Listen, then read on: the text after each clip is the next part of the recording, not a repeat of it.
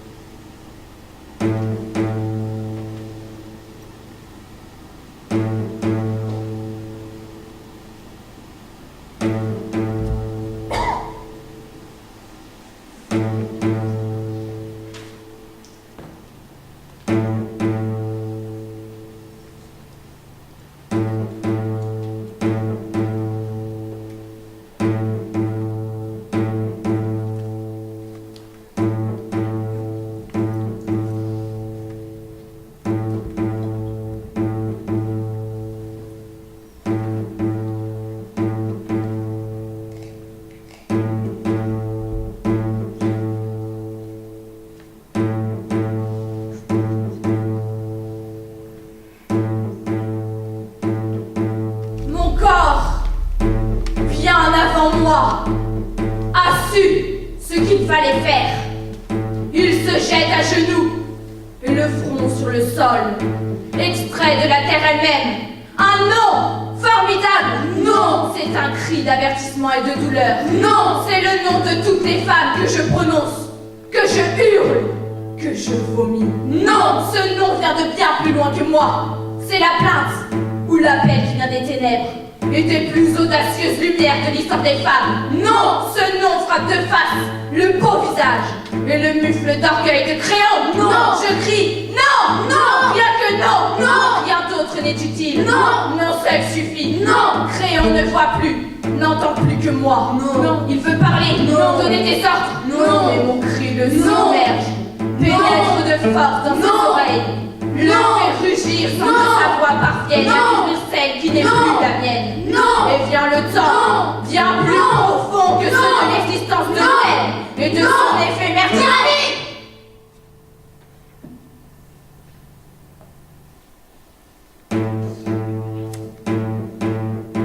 J'ai dû résister à Créon, mais je n'ai pas de haine pour lui. Ce n'est pas pour haïr que je suis née. C'est pour aimer que je me suis autrefois enfuie sur la route et que j'ai suivi Édipe. Je me tais et Créon voit que je ne fais plus qu'attendre en silence. Entre lui et moi, il ne reste plus que la mort et les soldats. Il les appelle.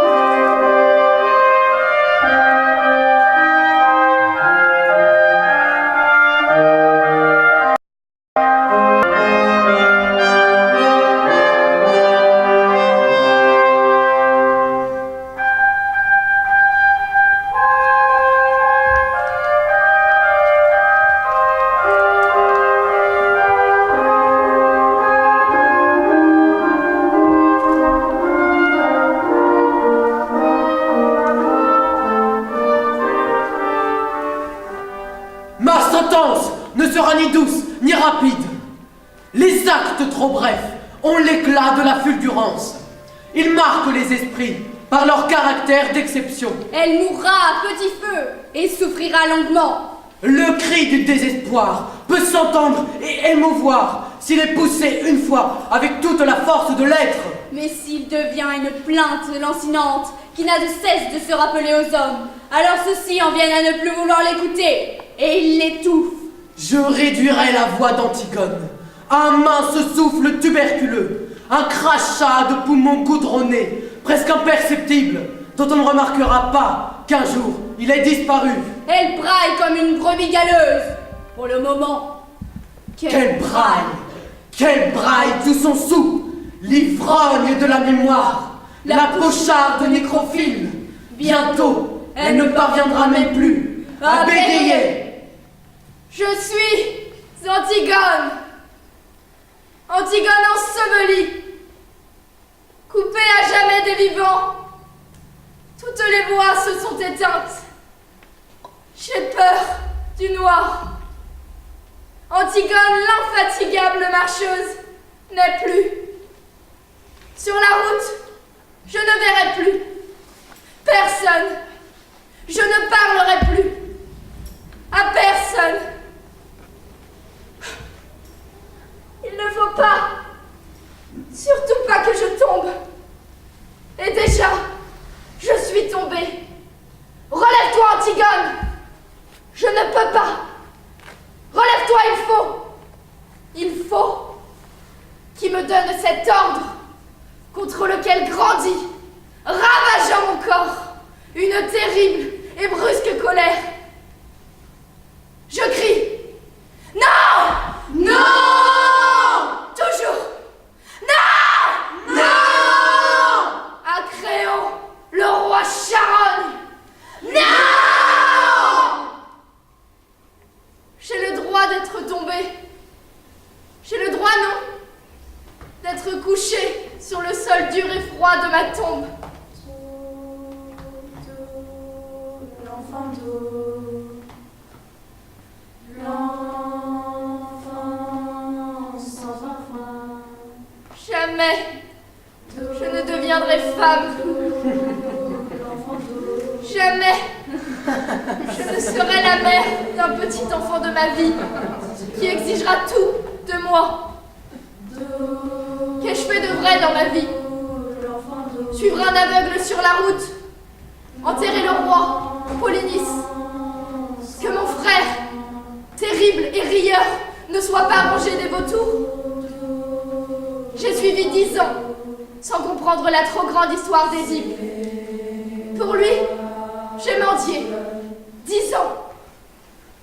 Et Théocle et Polynice, les grands frères, les guerriers fous, Ismène, ma sœur, ni Jocaste n'aurait pu le faire à ma place. 10 ans à ma place. Personne! Je te chante avec ma vie sans jamais quitter la terre. Es-tu ma mort? Image de ma folie qui semble traverser le mur. Je ne suis pas ton image, ni ta folie, Antigone. Je suis toi, je suis celle qui te parle, qui te chante à travers les millénaires. Si tu es moi, tu es ma mort. C'est qu'Antigone a disparu. Je suis ta fille, Antigone. Ma fille? Je n'ai pas de fille. Pourtant je t'aime. Faisant la traversée des âges, tu as d'innombrables filles. Je suis celle d'aujourd'hui. Ma fille. Quel songe de bonheur. Hélas, je n'ai pas eu d'enfant. Et je n'ai pas donné la vie. Tu l'as donnée. Je suis ta fille. C'est un rêve. Un rêve impossible. Laisse-moi seule pour mourir. Non, je suis toi, je suis ta fille. Et je dis non. Non. Je te vois enfin. Tu es bien la petite fille si longtemps versée dans mon cœur. Et je suis celle qui est là pour te dire et pour te chanter. Me chanter? Pour qui? Pour le théâtre. Le théâtre. Tu es ici dans ton théâtre. Qui vit en toi lorsque tu parles? C'est toi et tes actes si beaux, les grandes actions que ta mémoire suscitera dans l'avenir. Quel avenir? J'étouffe et meurs. Toujours, nous jouerons, Antigone. Vous jouez pour qui? Pour ceux qui écoutent la vie, poser son immense question. Antigone ne s'est pas inclinée devant la loi des mâles. Ensevelie, vivante, emmurée, Elle demeure victorieuse. Tu es Antigone au théâtre. C'est mon rôle. Un rôle. Un rôle, oui. Y a-t-il encore des mendiants, des pauvres, des riches? Toujours des guerres, des vaincus, des victorieux. Villes en flammes et orphelins. C'est l'histoire. L'histoire des hommes, pas celle des femmes. L'histoire pieds nus, dans les sabots de pauvreté. Malgré tout, espérer la vie, présente, continue. La musique intérieure, la fête de l'existence. Antigone nous a quittés. Et avec elle, nous entrerons en solitude. Il ne faut pas que je tombe. Et déjà, je suis tombée.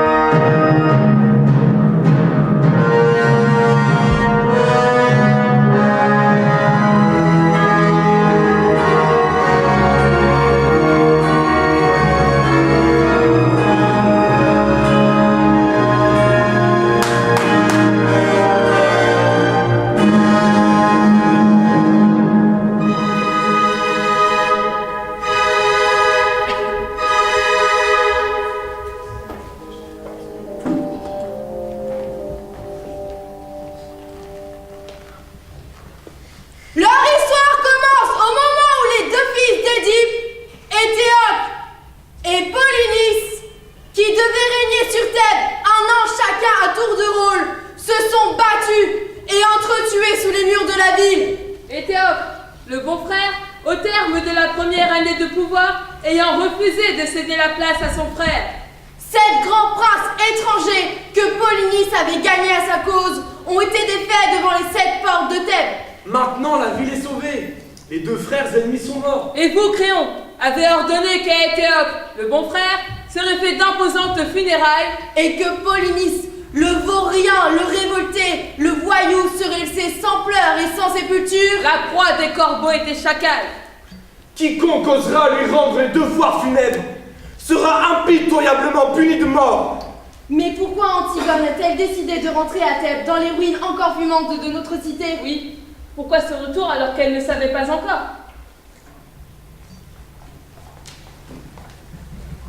Soyons heureux! C'est notre dernier soir. Demain, tu partiras pour Thèbes comme tu le veux. Ce n'est pas moi qui le veux. Mais moi, est-ce que cela ne me dépasse pas? Je vais retourner seule à Thèbes. À cause des crimes que tes frères vont commettre. Ils ne sont pas encore commis. Ils le seront, Antigone. Et le pire, c'est que tu le sais. En retournant à Thèbes, on dirait que tu obéis à un ordre. Il n'y a pas d'ordre, mais un amour, une compassion pour Thèbes et pour mes frères, auxquels je dois obéir. Obéir, qu'est-ce que cela veut dire? Obéir à quoi? Obéir comme une plante qui sort de terre, comme un ruisseau qui s'écoule. Ce n'est pas la vérité, Antigone. Je ne suis pas comme toi, une plante qui monte bravement vers le soleil. Et un torrent furieux comme tes frères. Quand j'étais petite et qu'Éthéocle et Polynice s'étaient battus, ils venaient en pleurant vers moi. Ils étaient tristes d'avoir dû se battre alors qu'ils s'aimaient tant. Je les serrais contre moi avec mes petits bras. J'embrassais leurs mains méchantes. Je les consolais avec des mots qui ne voulaient rien dire. Ils me quittaient brusquement pour retourner jouer. Et contente, je les suivais de loin. C'est cette petite fille en moi qui m'appelle à Thèbes. Une petite fille très obscure à elle-même. Ne te trompe pas sur moi. Elle m'appelle avec une voix faible, mais irrésistible. C'est à elle que je dois obéir. Ces enfants que tu consolais sont devenus des hommes puissants, des brigands costumés en roi, des tueurs qui appellent monde Antigone pour l'entraîner dans leur misérable désastre. Ce n'est pas ce que j'ai voulu. C'est seulement ce qui est. Elle part pour rentrer à Thèbes. Elle regagne à pied la ville qui fait un crime de ce qui n'est qu'un désastre, un exil de ce qui n'est qu'un départ, un châtiment de ce qui n'est qu'une fatalité, dépeignée, suante, objet de risée aux fous, objet de scandale aux sages. Elle suit en race campagne la piste des armées jalonnées de bouteilles vides, de souliers séculés, de malades abandonnés que les oiseaux de proie prennent déjà pour des morts. Elle se dirige vers Thèbes, comme Saint-Pierre rentre à Rome, pour s'y faire crucifier. Elle se faufile à travers les 7 cercles des armées qui campent autour de Thèbes, invisible comme une lampe dans le rougeoiement de l'enfer. Elle marche sur les morts, comme Jésus sur la mer. Entre ces hommes nivelés par la décomposition commençante, elle reconnaît Polynice à sa nudité étalée, comme à une sinistre absence de fraude, à la solitude qui l'entoure, comme elle le garde d'honneur. Mais elle mort! Polynice existe, comme la douleur. L'enfant d'eau.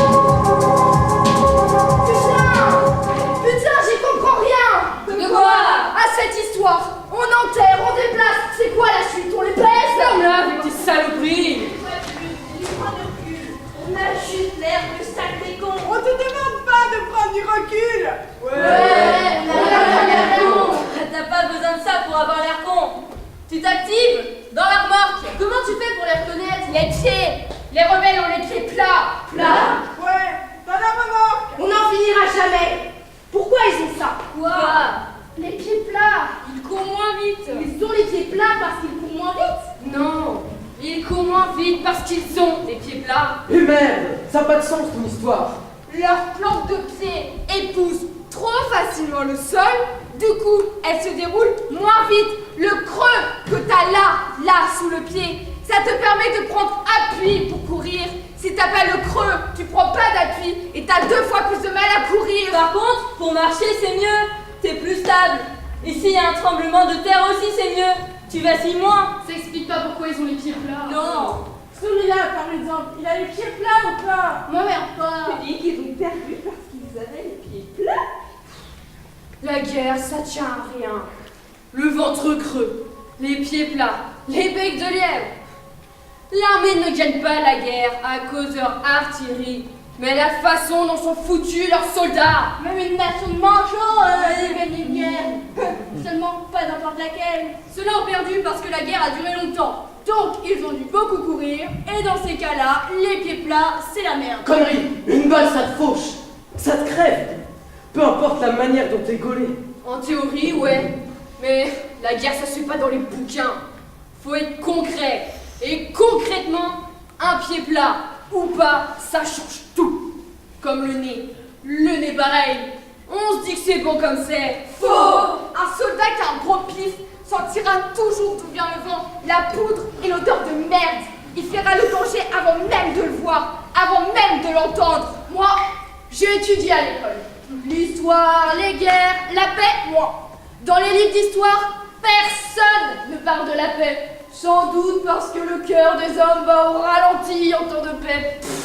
Et qu'à l'école, on veut te parler du cœur battant du monde. On t'explique les enjeux politiques, les plans de bataille, la puissance de feu des armes. Pas un mot sur la gueule qu'avaient les mecs. Les livres d'histoire, ils sont pas écrits par des stratèges ou des généraux, ils sont écrits par des idéologues. Ces mecs-là, on les paye pour la romance, la flamboyance.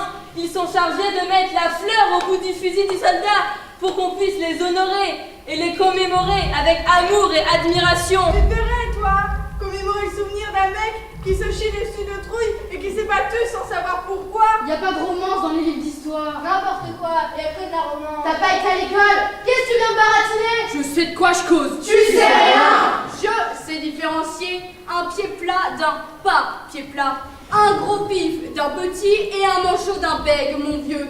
Ce qui fait que moi, quand on me demande de faire le tri, j'ai pas l'air d'un con.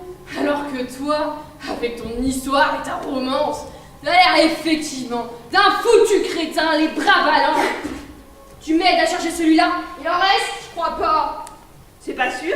C'est pas une science exacte. Qu'est-ce qu'on fait alors? On y va. Et si on en laisse? Tu crois qu'on m'attend d'ouvrir un bouquin pour savoir si on doit les laisser là ou pas? Il y a encore du boulot. Allez, on se tire.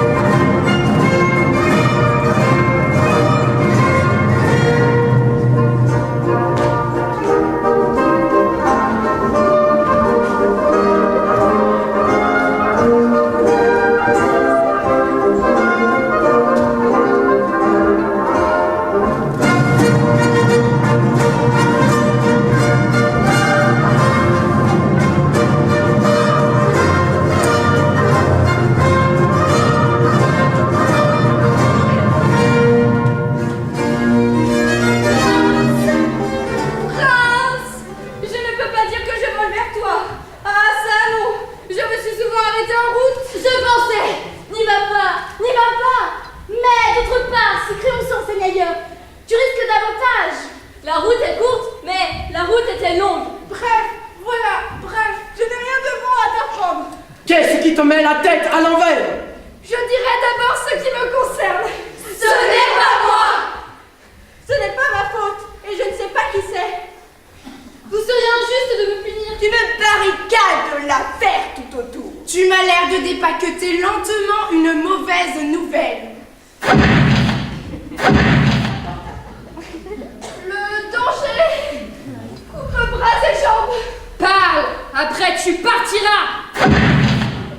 Alors, je parle. On a rendu les honneurs aux morts. Qui donc a une audace? Ni vu ni connu. On ne découvre pas de coups de bêche, pas de coups de pioche, pas d'empreintes de pied, pas de traces de char. Rien ne dénonce le criminel. Au petit matin, le corps avait disparu sous une couche de poussière. Juste de quoi éviter le sacrilège. Naturellement, chacun s'accuse, s'excite, et nous allions nous battre. Tout le poste était suspect et il n'y avait de preuves contre personne. Nous jurions de marcher sans crainte sur les braises et de prendre un fer rouge à pleine main, ce qui montre les coupables et les complices. À la fin, on décide de tout te dire. On a tiré au sort. Et c'est moi qui trinque. Cet acte m'ouvre les yeux. Je savais déjà que des traîtres murmurent contre mon joug dans cette ville. Qu'on se soulève en cachette. Ils payent les coupables. Les mortels ont inventé l'argent. L'argent ignoble. L'argent ruine les villes, fausse les cœurs droits, démoralise tout. Ceux qui, corrompus par une bourse, ont inhumé Polynice, ont bêché leur propre tombe. Si vous ne me les amenez pas, je vous pendrai pour qu'on me les dénonce. En tout cas, je ne suis pas coupable. Cela ne m'étonnerait pas, mon gaillard. Tu es homme à te vendre, et pas cher. Il est triste qu'un prince juste puisse voir si faux. Il me juge ma parole. Puissons découvrir les coupables.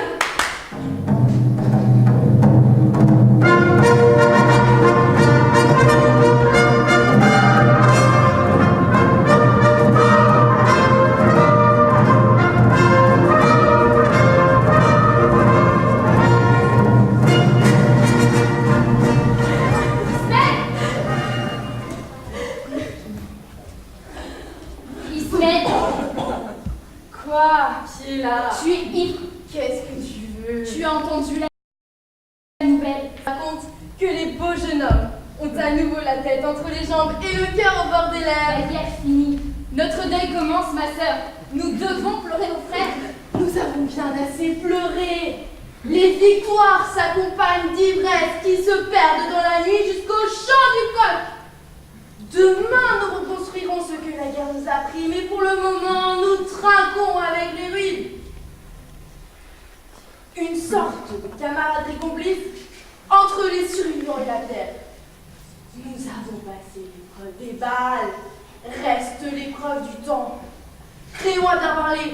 Tu ne trouves pas? Il faudrait être sourd pour ne pas entendre l'horreur qu'il y a dans ces Je paroles. dois être sourde alors. Je n'ai rien entendu. Absolument aucune parole d'horreur ou de désespoir. Paix aux morts sont les traites avec dignité. Créons se repaître de leur chair encore Je tiède. ne connais rien à la politique. Moi non plus d'ailleurs. Il bâtit un état sur un tas de cadavres.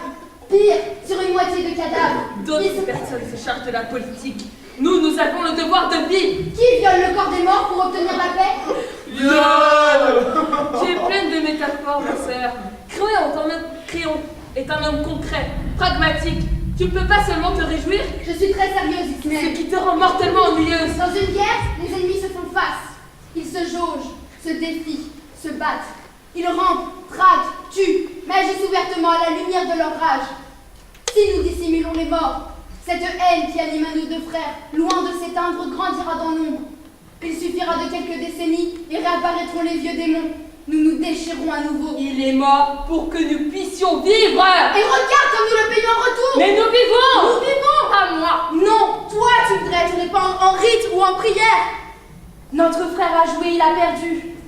L'histoire est écrite par la main du vainqueur, dans le sang des vaincus. Aucune injustice là-dedans. Ce sang est le nôtre et nous saignons nous aussi. Moitié vaincu, moitié vainqueur. Prenons la bonne part de tout ceci. Si vous continuez sur cette voie, votre victoire portera en elle sa défaite. Antigone, sombre présage, fille de malheur, Pourquoi faut-il, ma sœur, que la joie de tous soit pour toi une insulte? Ne peux-tu pas partager l'ivresse, les amours d'une nuit, la réconciliation? Foutaise! Mais oui, chérissons nos morts à l'égal de nos vivants. Mieux, chérissons-les davantage. Dis-moi, Ismène, quelle différence y a-t-il entre nos deux frères jumeaux? Ils sont sortis du même ventre, de la même mère. Ils ont grandi sur la même terre. Si maintenant j'ai changé leur corps, qui verrait la différence? Toi, j'aurais dû m'en douter. Petite salope. Pour quelle raison cette fois? Famille? Tradition? Les dieux peut-être? Tu irais jusqu'à user de ce prétexte fallacieux? Ça te ressemble bien. Ma sœur, ma propre sœur, qui d'autre? Je crache sur nos parents. Famille de fous! Dégénéré! Oui, pourri pour armes tordues! Famille maudite! Tu devrais être fier! Dégénéré! Regarde-toi! Qu'espères-tu? Un coup de rein de temps en temps et un peu de faim les soirs de Je fatigue? ne te permets pas de me mépriser. Tu n'es bonne qu'à jouir. On n'accomplit rien sans sacrifice. Petite sainte nitouche qui mouille dès qu'elle transgresse les interdits. Lui refuser une sépulture serait une offense aux lois les plus sacrées. Celles inexprimées, tues, silencieuses, celles qui n'ont pas besoin de la parole des hommes, celles qu'on ne peut ni éditer, ni amender, ni contourner, les lois les plus fondamentales de la nature. Espèce de conne! Les lois de la nature, les lois sacrées. T'as pas fini avec ces conneries? Comment pouvons-nous tolérer les lois qui rabaissent les hommes au rang de bêtes? Si ceux-ci se comportent de façon plus sauvage et plus monstrueuse que des bêtes, pourquoi pas? Tu ne comprends pas. Ton sacrifice ne changera rien. Je me demande d'ailleurs comment tu peux encore avoir ce mot archaïque dans la bouche. En renonçant à ces mots anciens, nous avons perdu notre langue. Celle qui avait encore du poids et du sens. Celle évocatrice et mystérieuse. Celle obscure, confuse et non limpide, et claire chantante. Votre langue est fendue, vous parlez et vous jacassez, mais cela ne dit rien. Ma sœur, nous pouvions vivre heureux, profiter de notre jeunesse, sans nous soucier des morts. Pas moi. Il faut vivre, Antigone! Vivre! Dans tes paroles, il y a un relent de morbide, une vieille haleine de Maccabée. Charonne, Charonne, voilà tout ce que j'entends dès que tu ouvres ton claque-merde. Tu as voulu me pourrir ma joie, je me charge de foutre en l'air la tienne. Je veux ensevelir la ville sous la poussière et les débris. Mais avant ça, j'enterrerai un par un chaque corps laissé à l'air libre. Je prendrai soin des hommes que tu voudrais voir disparaître. J'honorerai leur mémoire. J'embrasserai leurs souvenirs. Je chérirai leur peau flétrie. Je poserai un baiser sur leurs lèvres en demandant pardon, en pensant au reste de pitié que j'ai pour cette cité. Cela me prendra des années s'il le faut. Un matin, les tombes seront plus nombreuses que les vivants. Elles formeront une assemblée, un tribunal d'âmes oubliées. Leur jugement ne sera pas clément.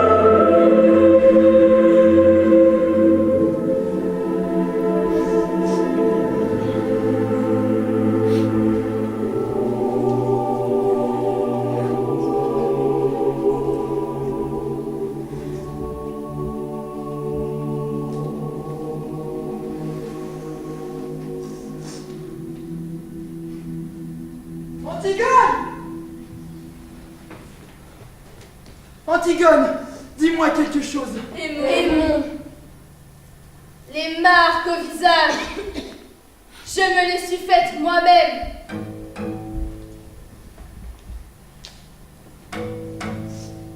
J'ai attendu que le feu s'éteigne, puis je suis venue. Je me suis agenouillée sur le sol encore brûlant. Et j'ai prié pour les voir brûler à leur tour, prié pour apaiser les morts.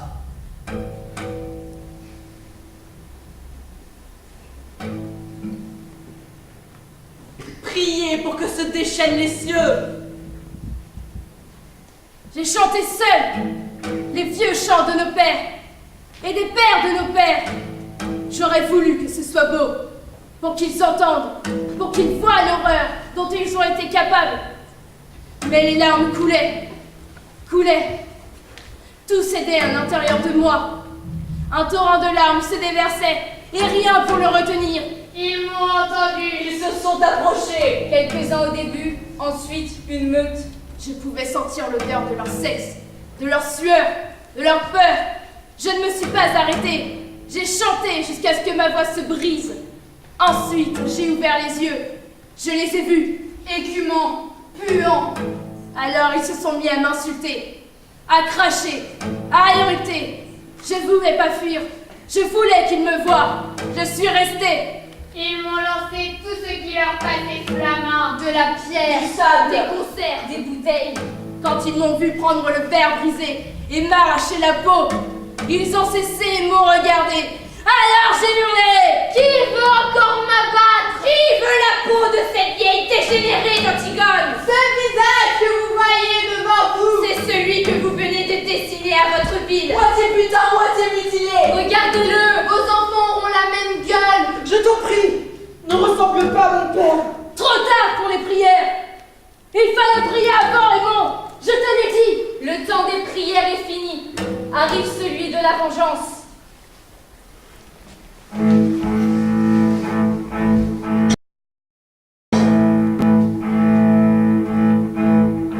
Il voulait un grand brasier.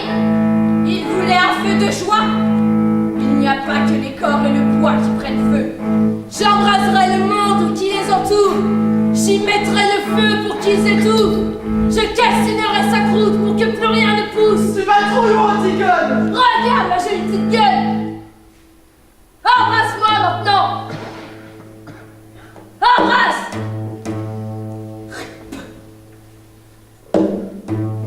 Je préfère encore leur haine tenace à ton amour tiède. Tu es venu faire un monde honorable, apporter un semblant de réparation à mes larmes de souffle. Tenter encore de nous réconcilier, moi et Créon. Trop tard. Pas de rachat, pas de salut. Tu ne vaux pas mieux qu'eux. Va voir ton père si tu cherches le pardon de quelqu'un. Il t'absoudra de tout, ne t'en fais pas. Moi, je n'ai plus de pitié pour personne.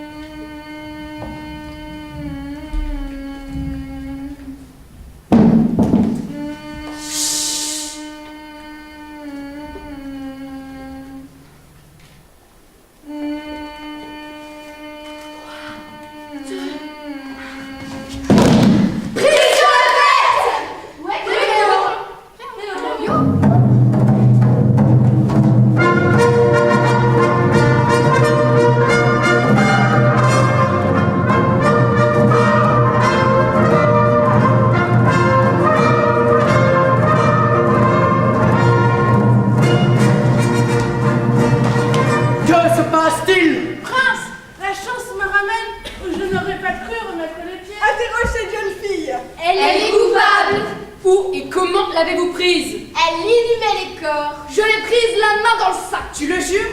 Oui, je jure. Elle enterrait l'homme. Elle recouvrait tous les hommes de poussière, tous les rebelles. Donne-moi des détails. Sous la crainte de tes menaces, nous avons ôté le sable sur la charogne et nous l'avons laissé toute nue par terre. Ensuite, nous nous sommes assurés d'un monticule éventé à cause de l'odeur. Puis nous avons fait des farces pour que personne ne s'endorme. Tout à coup, à midi, s'élève une tourmente de poussière qui casse les branches d'arbres et nous crève les yeux. Après ce coup de vent, nous voyons la jeune personne debout près des cadavres. Elle piaillait de toutes ses forces. Ah! On lui saute dessus. On l'arrête en entournement. On l'interroge et elle avoue sans la moindre résistance. Je regrette d'échanger une vie contre une autre, mais les coupables sont les coupables. Et dame, n'est-ce pas? Il est naturel que je sauve d'abord ma peau. Et toi avec tes yeux modestes, tu dis, tu avoues? Je l'ai fait, je le déclare. Fille, va te faire pendre ailleurs. Tu es libre.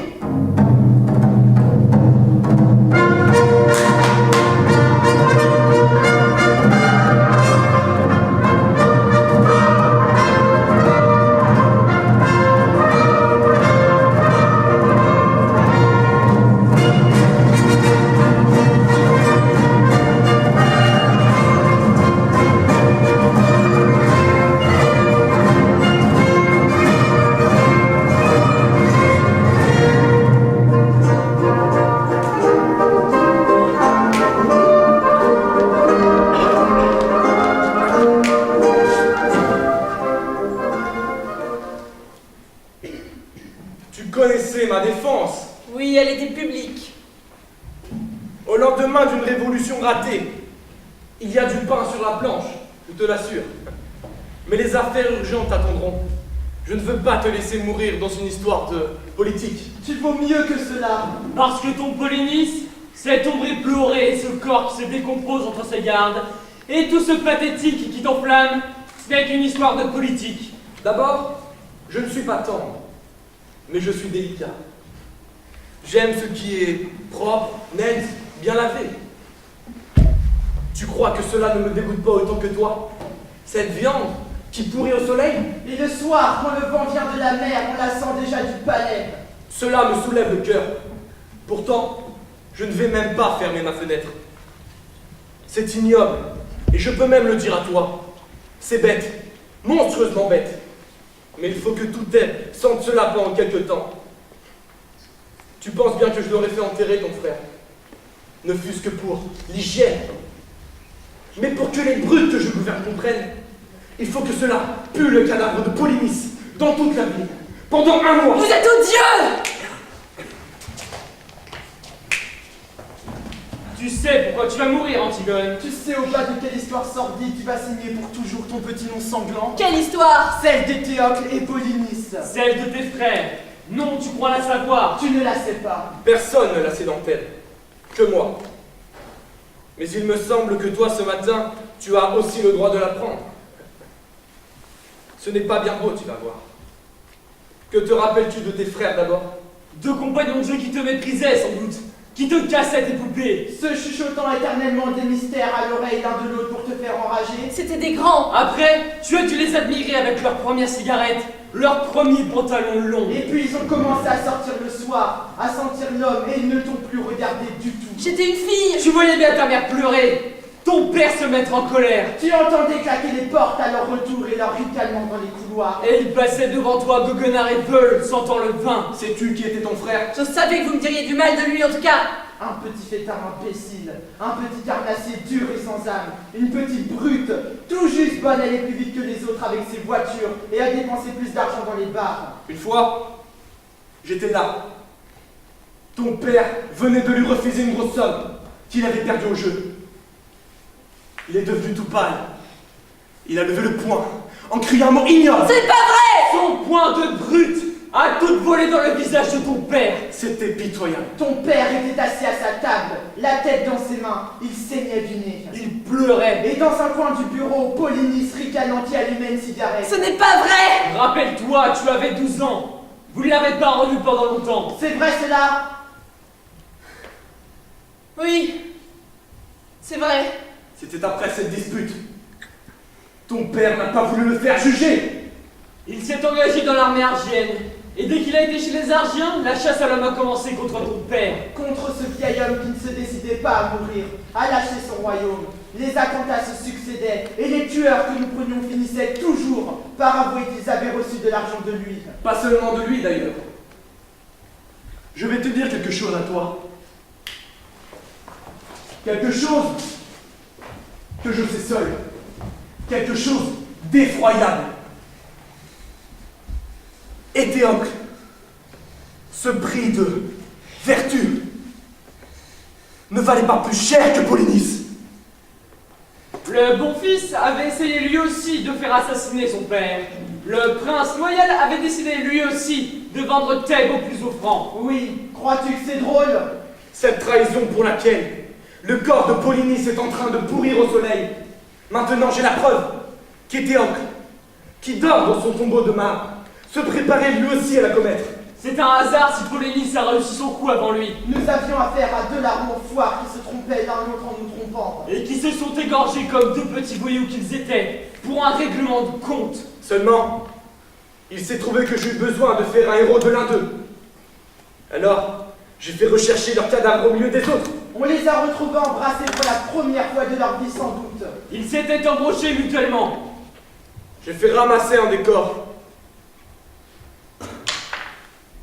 Le moins abîmé des deux, pour mes funérailles nationales. Et j'ai donné l'ordre de laisser l'autre pourrir où il était. Je ne sais même pas lequel. Et je t'assure que cela m'est bien égal. Pourquoi m'avez-vous raconté cela?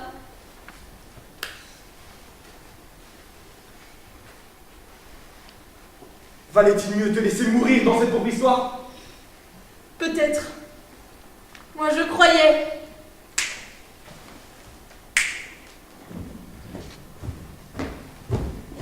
Tu as toute ta vie devant toi, Antigone. Notre discussion était bien oiseuse, je t'assure.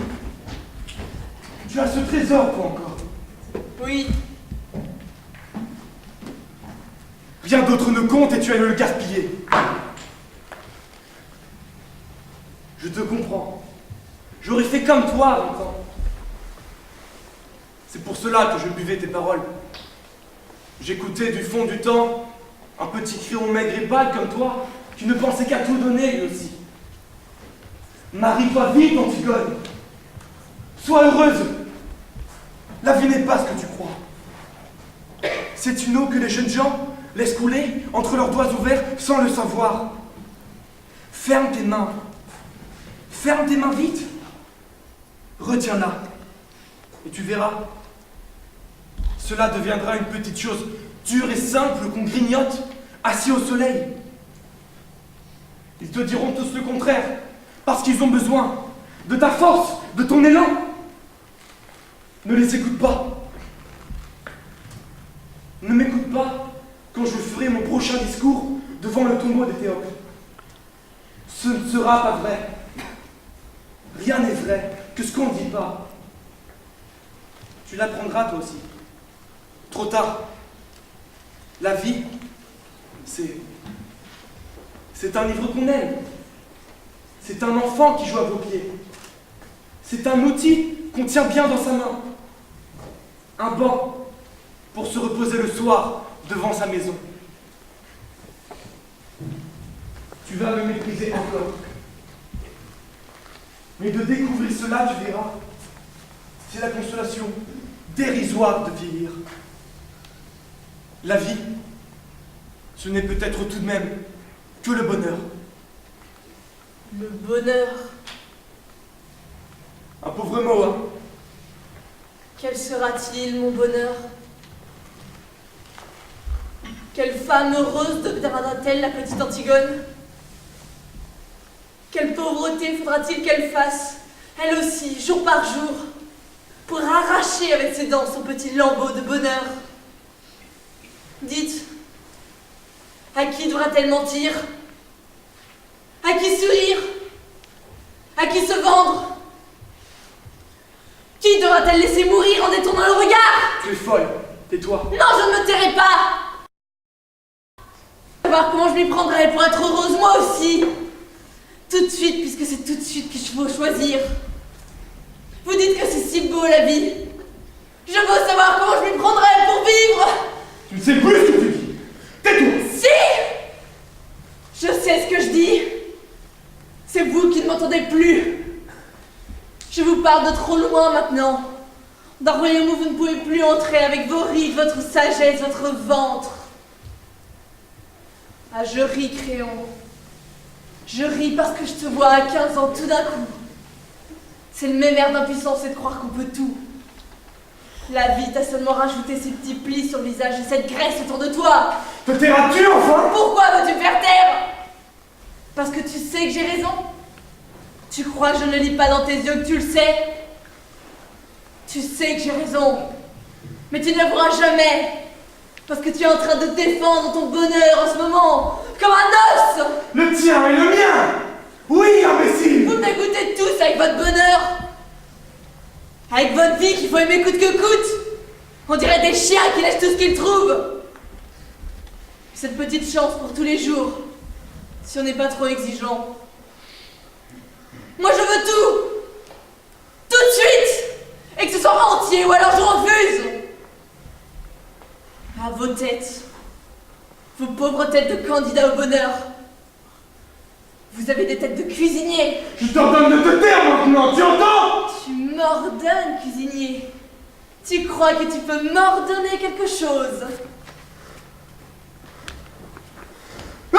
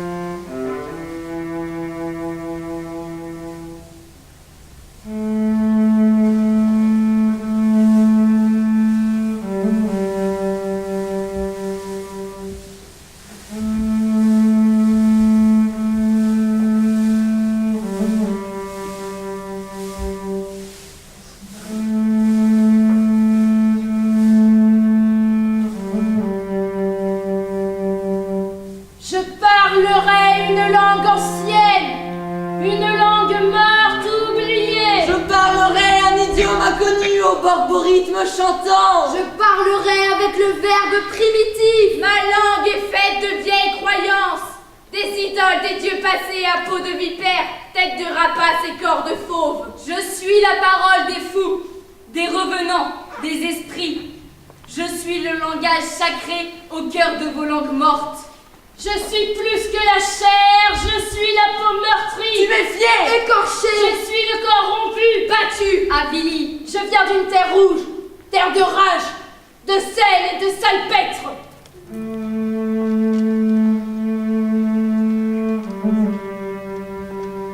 Je suis la sœur sainte des égarés, les paumés, de tous les clochards, les ivrognes, les putes, les lépreux, les syphilitiques, les sidaïques, les boiteux, les borgnes, les bègues, les aveugles, les manchots, la sœur sainte des monstres, des malformés, des pustuleux, des galeux, des oubliés et des vaincus. Je suis l'affranchie et l'exilée, la patride, la déchue. Mon pays à moi est celui des êtres ignorés, des poux, de la vermine.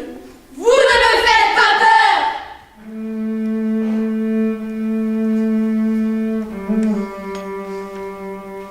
Regardez-moi crever comme une chienne. Regardez le fascinant spectacle de ma condamnation.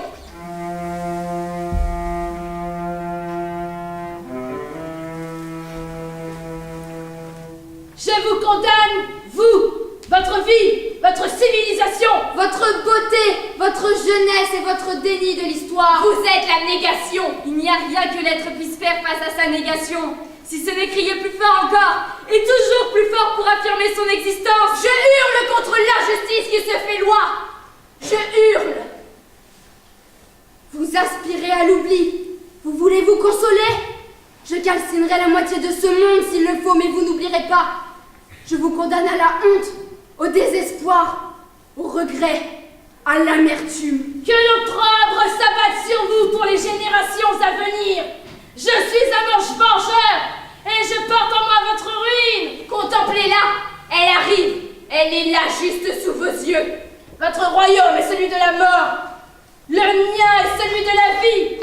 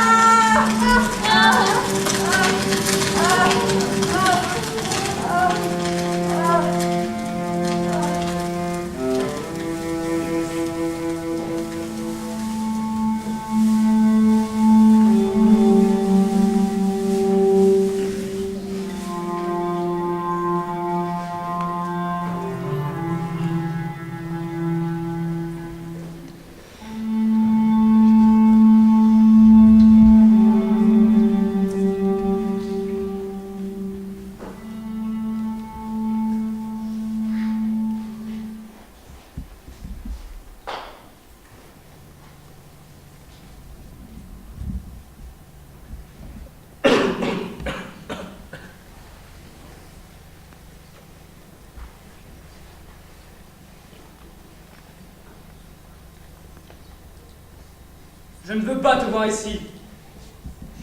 Je ne veux plus que tu m'approches. Pars. Je ne te savais pas aussi sentimentale.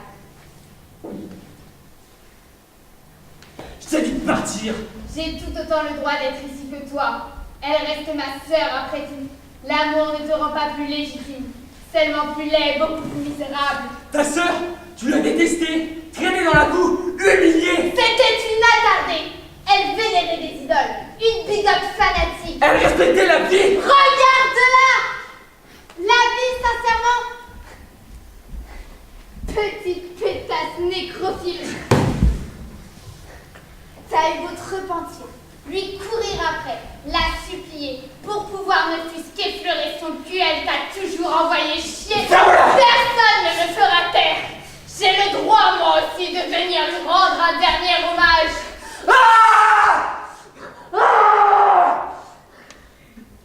De mieux en mieux. Que vas-tu finir par faire, Raymond, pour l'amour de cette garce? Ton idéalisme sans envergure et sa dévotion pathétique. C'est ça que tu regrettes. Jamais elle n'aurait laissé ton corps s'approcher du sien. Mais tu ne peux pas t'empêcher de penser à sa chatte, pauvre con. Tais-toi! Son image impérissablement sublime va rester gravée dans ton esprit jusqu'à ta mort. Avec ce titre en enluminure dorée, le sens du sacrifice. Tu vas la vénérer, mais tu m'as baisé, mon. Pas elle, moi. Faiblesse de la chair, les couilles d'un homme en disent bien plus sur lui que tout le reste. Tais-toi! Tais-toi!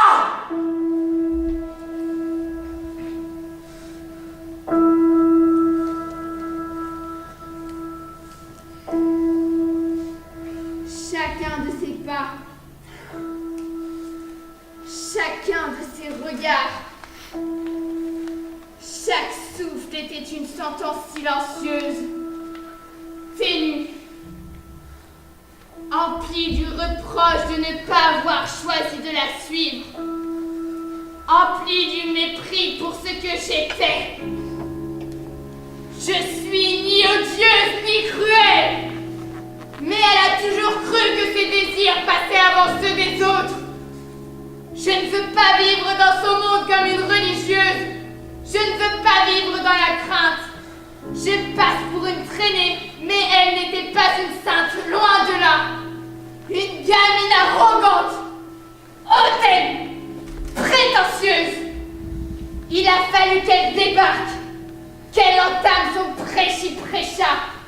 Elle n'a pas pu résister à l'occasion de nous faire la morale.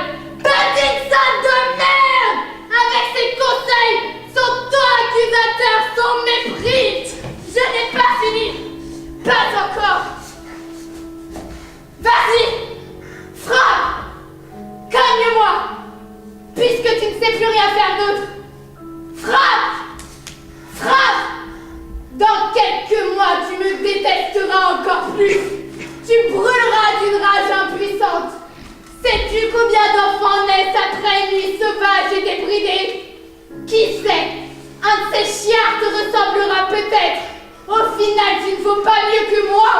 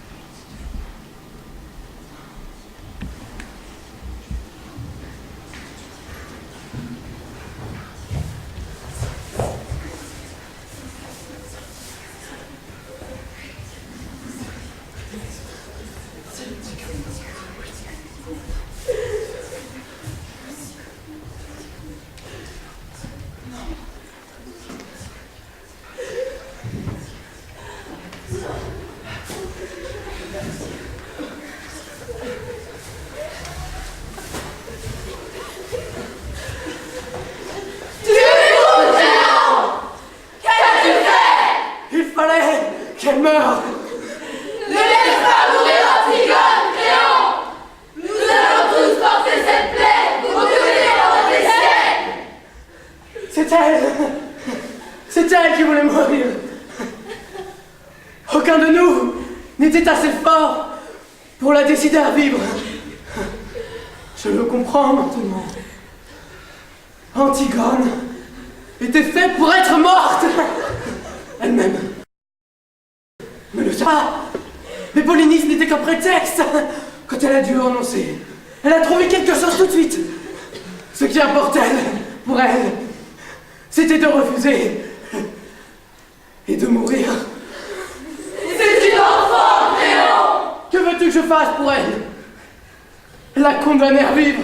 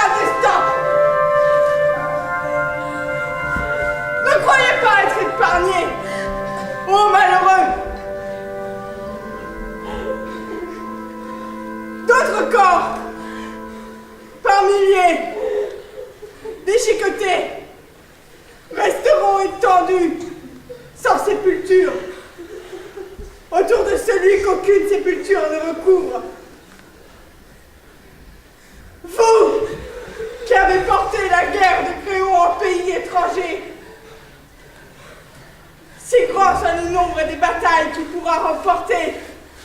La dernière vous engloutira.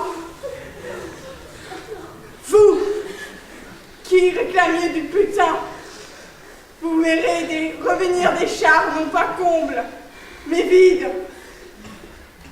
Sur vous je pleure, vous qui vivez. Sur ce que vous verrez, quand mes yeux seront remplis de poussière.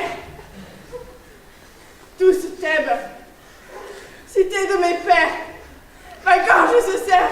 Thèbes, quand je pense à ce qui t'attend. Tu as donné la vie aux inhumains. Tu seras réduite en poussière. C'est contre moi que tout s'est retourné. À présent, Thèbes va mourir. Et Thèbes doit mourir. Mourir avec moi. Anéanti. Abandonné au vautour. Telle est ma volonté.